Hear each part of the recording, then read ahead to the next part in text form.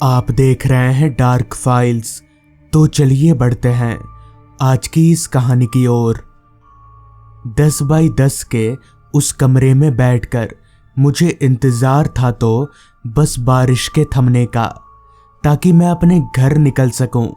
दरअसल काम से मैं एक डॉक्टर हूं और अभी जहां मैं बैठा हुआ हूं यही मेरा क्लिनिक है। बारिश के चलते सुबह से ही क्लिनिक में बहुत कम लोग आ रहे थे।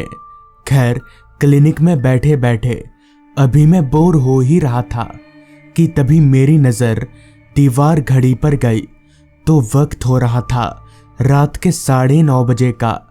हालांकि मैं अपनी क्लिनिक रात के 9 बजे तक बंद कर देता था, मगर आज बारिश इतनी तेज हो रही है कि मुझे घर जाने का मौका ही नहीं मिल रहा।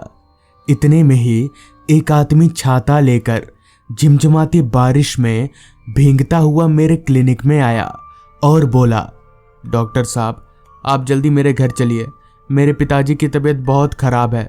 उस आदमी की बात सुनकर मैं तुरंत राजी हो गया, क्योंकि मैं अपने से ऊपर हमेशा मरीज को रखता आया हूं। जिसके बाद मैं उस आदमी के साथ क्लिनिक से बाहर निकला और उसके छाते में घुसकर सबसे पहले तो मैंने क्लिनिक बंद किया, फिर उस आदमी के साथ साथ उसके घर की तरफ जाने लगा। उस आदमी का घर गांव के बहुत ही बाहर की तरफ था, जहां आबादी का कोई नामो निशान नहीं था। खैर, कुछ ही देर में हम लोग मरीज के पास पहुंच गए। खैर, मरीज को अच्छे से मैंने जांचा। उन्हें बहुत तेज बुखार था, जिस वजह से मैंने उन्हें कुछ दवाइयाँ खिलाई और कुछ दवाई बाद में खाने के लिए दी। जिसके बाद मैंने उस आदमी यानी जो मुझे यहाँ पर लेकर आया था उससे कहा, ओहो, बारिश अभी भी हो रही है। भाई साहब, एक काम करिएगा, घर जाने के लिए आप अपना छाता मुझे दीजिएगा।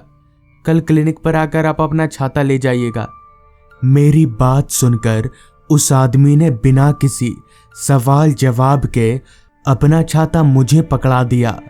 मैंने उस आदमी को धन्यवाद कहा और अपने घर की तरफ निकल पड़ा। अब रात काफ़ी हो चुकी थी, मगर बारिश थी जो थमने का नाम ही नहीं ले रही थी।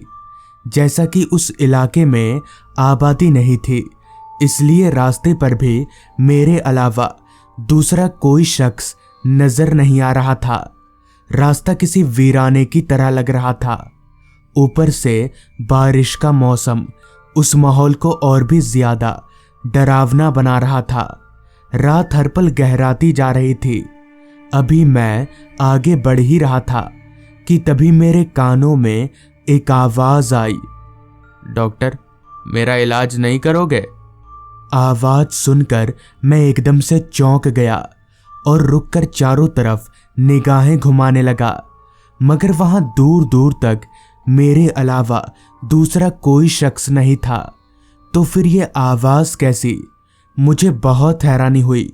खैर, मुझे लगा शायद ये मेरे मन का वहम होगा और मैं वापस से आगे बढ़ने लगा।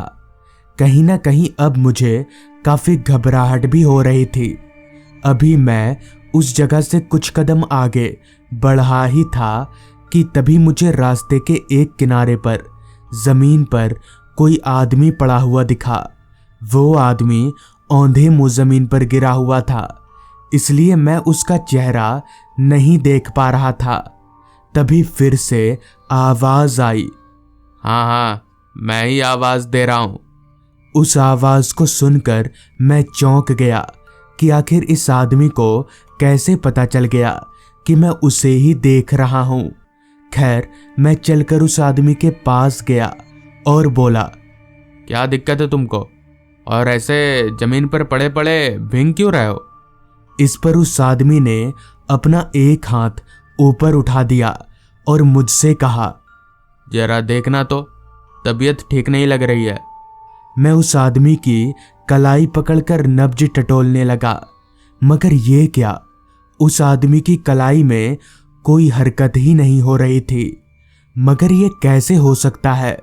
अभी मैं ये सोचकर हैरान हो ही रहा था कि तभी जमीन पर पड़ा वो आदमी मेरी ओर पलटा तो उसका चेहरा देखकर मेरी सिट्टी बिट्टी गुल हो गई, क्योंकि उस आदमी का चेहरा बहुत ही ज्यादा डरावना था।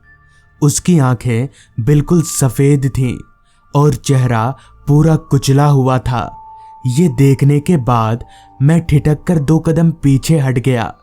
मुझे समझ आ गया था कि ये आदमी कोई इंसान नहीं है, बल्कि ये कुछ और ही है।